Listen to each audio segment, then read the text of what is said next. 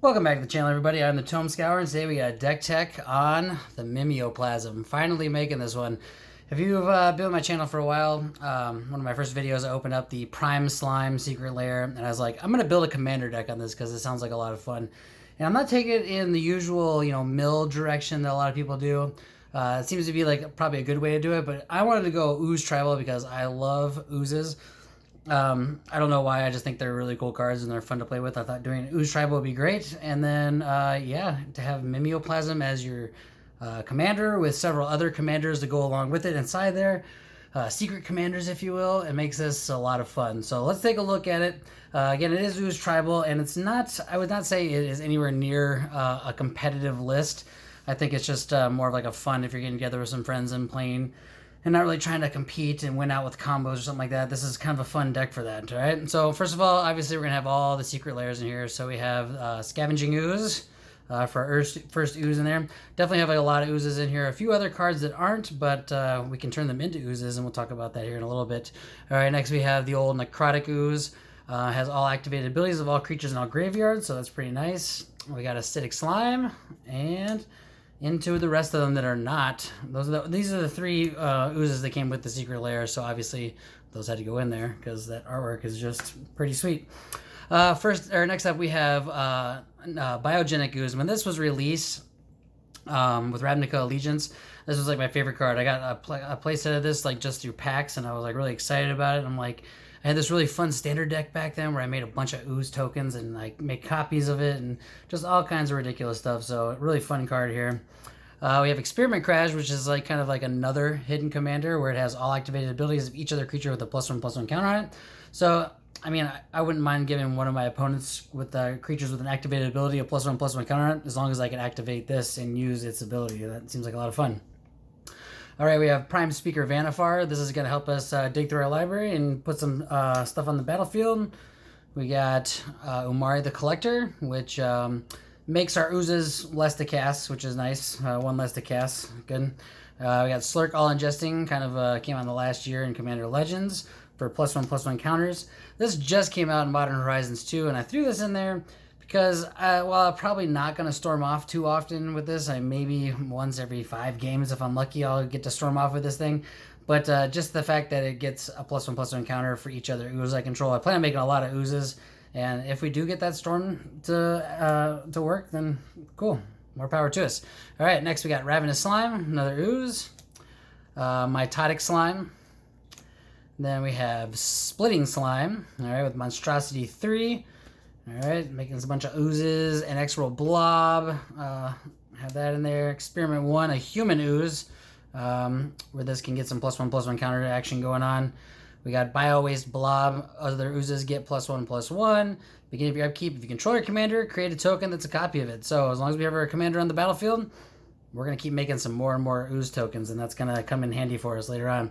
All right, we got Predator Ooze. So in attacks, put a +1/+1 counter on it. And then for our non-ooze creatures, we do have some stuff to put into our graveyard if we want to like sack it. We do have like one sack outlet in here, I believe, maybe 2 if I can remember correctly, but I think 2. So we got Wonder, so this gives our creatures flying as long as it's in our graveyard. And then we have Brawn, which gives our creatures trample as long as it's in our graveyard. So flying and trample, if we can give that to our oozes, that would be pretty nice. Next we got a Changeling, so we have the Realm Walker here. And I can look at the top card of the library and I can cast creature spells, so it's kind of like a little bit of card draw for tribal. I guess you can look at the top card of your library and cast it from the top if it's an ooze. All right. Next, we have Herald's Secret Streams. Creatures you control with +1/+1 counters can't be blocked, so that'll be coming useful with all of our +1/+1 counter stuff. Master Biomancer. Each other creature enters the battlefield with +1/+1 counters equal to Master Biomancer's power. So again, getting some more +1/+1 counters on our creatures. We do have Doom Whisper in here because this could help us, I think, to surveil, put some stuff into our graveyard. So it kind of gives us like some selection at the top of our deck. If we want to put stuff in our graveyard and then have Mimeoplasm enter as a copy of it, we can do that. It's kind of nice just to get that graveyard sort of filled up. You do have to pay 2 life, but if you do this a few times, it's not too bad. And it's Flying Trample, and we can make it an ooze with that artifact. I can't think of the name off the top of my head, but it's in here, and we'll get to that in just a second. Next we have Zagana, Utopian Speaker. +1 creatures with +1/+1 counters on them have trample, so a little bit of extra cards to give our stuff trample there, along with Brawn. We do have Seaborn Muse. We want this because we will have the ability to make ooze tokens on our opponent's turn, which is really nice. We'll want to do that. Next we have Progenitor Mimic, so if we want to make some copies of either our opponent's stuff or copies of our oozes so that we can get some more token generators going on, we can do that. And our last creature in this deck, we do have Nyx Bloom Ancient, just to kind of get us ramped up and just really making a lot of mana to do a lot of nutty things and hopefully make a lot of tokens with some of the stuff we have. Alright, now we're into our instance, so we do have a few removal spells, and again, this is not like a CEDH deck. It's not supposed to be competitive at all. It's just, you know, some real basic stuff here, some things I just kind of threw together to make a fun deck, okay? Stuff that I already had in my collection. So we do have Assassin's Trophy, great removal spell. We have Pongify, get rid of a pesky creature. Putrefy, more removal. And Beast Within is our last piece of removal here. Alright. And then we have Growth Spiral, kind of help us ramp a little bit. And we have Heroic Intervention to protect if we have like a whole bunch of oozes out and somebody breaks out a board wipe. This is going to come in real handy. If this is in our hand, we're probably always going to keep 2 mana open. Alright. And then we do have a Veil of Summer, which I think is just great in just about any green deck. Or 1 mana, draw a card, and basically stops things from being countered and get things hexproof from blue and black, which is really nice. Alright, and then we have Void Slime, so we're getting to our counter spells here. Obviously, we have the one from the Secret Lair. So we got Void Slime for our first counter spell. Then we have counter spell as our second counter spell. We have a Negate and an Arcane Denial for the last of our instance there. So we do have a little bit of removal, a few counters, you know, just to interact with the other players a little bit. Okay, we do have some sorceries. We have some ramp. We got Nature's Lure, 3 visits, which is basically the same thing. And then we have Farseek, and we have Kadama's Reach. All right, we do have some artifacts to help us ramp as well. So next we have some card draw here. We have Pilfer Plans, which is nice because you can have an opponent put the top 2 cards of their library into their graveyard. You know, if there's happens to like tutor something to the top of their library, or if we just want to like get some of their stuff in the library so we can use the Mimeoplasm for it, we can do that. And we also get to draw 2 cards, so that's nice.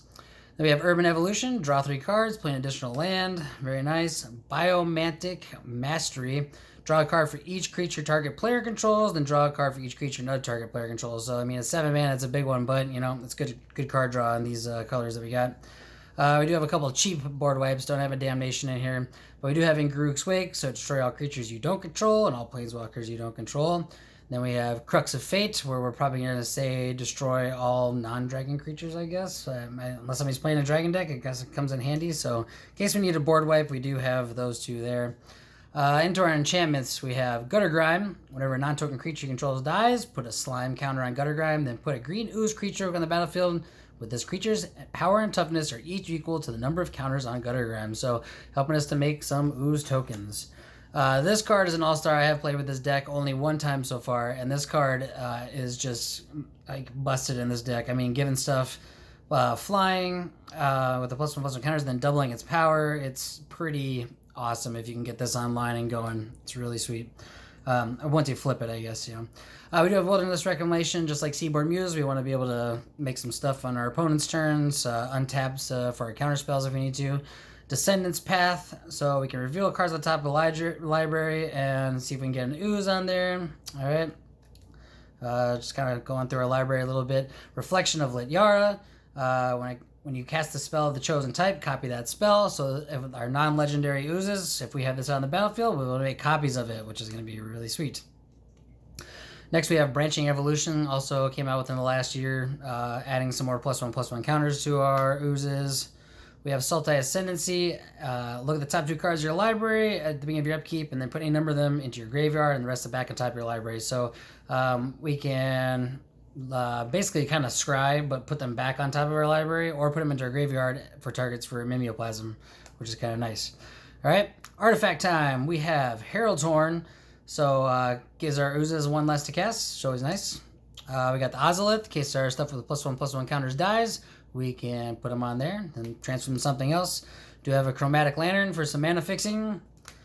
Biting of Thassa, which is a cool card. So basically, this is really nice because if your opponent has like maybe 1 or 2 creatures and they're kind of lower in power and we have some big beefy oozes, if we can make them attack us, like into us, or anyone really, that means like they're tapped out and we can attack them our next turn. We have like big beefy oozes that we want to throw at them. So it's a kind of a nice card. And plus, if we're giving our stuff with +1/+1 counters trample, that says whenever creature you control deals combat damage to a player, draw a card. And so it's going to give us some extra card draws. So double, like this card is just absolutely perfect for this deck. I think this is a must-have in here. All right.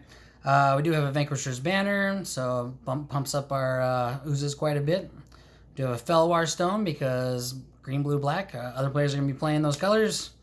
And there it is. That's what it's called, Masquid Nexus. So the non-ooze stuff that we have in our deck, if we can get this out, those things can also become oozes, and that really helps us out too with some of the nice interaction that we have, or the nice synergies that we have in our deck. Then, of course, we have Soul Ring, and we have Arcane Signet. Those were a little bit out of order there, but that's okay. And then we have Lightning Greaves just to kind of protect our commander a little bit. I suppose I could probably put a Swiftfoot Boots in here also, but I don't know. Just the Lightning Greaves for right now.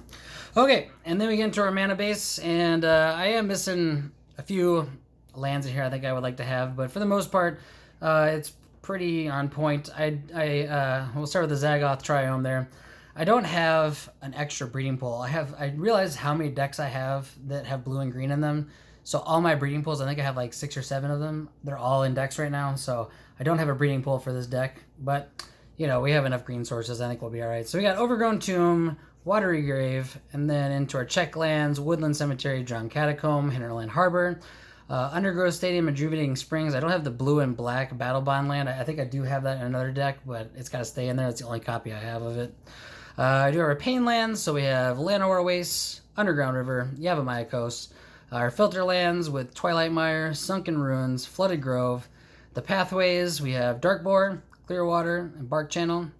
We do have our Scrylands, so Temple of Malady, Temple of Deceit, Temple of Mystery, Command Tower, Exotic Orchard, Caban Beacon, because our commander will get kind of expensive, so if we can bounce it back to our hand, you know, from the command zone, that's not too bad. We can cast it again for cheaper.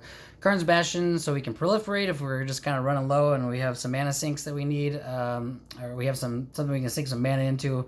4 to tap it to proliferate's nice. Phyrexian Tower, so if we want to, like, you know, if one of our creatures is about to get removed, we'll just sacrifice it and add 2, and then we can just go back and get that creature from our graveyard later on with a copy from Mimeoplasm. We do have a Fabled Passage and a Temple of the False God. And finally, our basics, we have 4 forests, 3 islands, and 2 swamps. So that is our mana base. All right. I just realized at the beginning of the video, I didn't really talk about what the Mimeoplasm does, which is kind of silly because it is a commander deck tech video, right? So here's our commander. Enters the battlefield. You may exile 2 creature cards from graveyards. If you do, it enters the battlefield as a copy of one of those cards with a number of additional +1/+1 counters on it equal to the power of the other card. All right, so getting stuff in graveyards, again, if this was a mill deck, it would probably be a lot easier to get our opponent's stuff, but we want to do Ooze Tribal. It's more fun that way, I think. I think mill is kind of a bogus strategy and boring. This is not an overpowered deck by any means, but it is a fun one. I did beat a couple really high-powered decks with this. I beat a Tuvasa and what was the other one? A Yarick, I think, the other day. I played against those 2 with this deck, and I ended up winning, and it was a lot of fun. No, it was Kenrith that was the other one, not Yarick, it was Kenrith. So this took out Kenrith and Tuvasa with this. So it was a lot of fun. It's a lot of fun to play. Took me a long time to make this deck tech. I said I was going to do it a long time ago, but there it is. I hope you enjoy. Tell me what you think down in the comments about the Ooze Tribal, and if you think that's a fun tribal strategy to go with like I do. We're up to 99 subscribers. If we can get one more, we're at 100. So whoever's our next subscriber, let me know if you subscribe and you became number 100. It'd be great to hear that. We'll see you guys next time. Thanks for watching.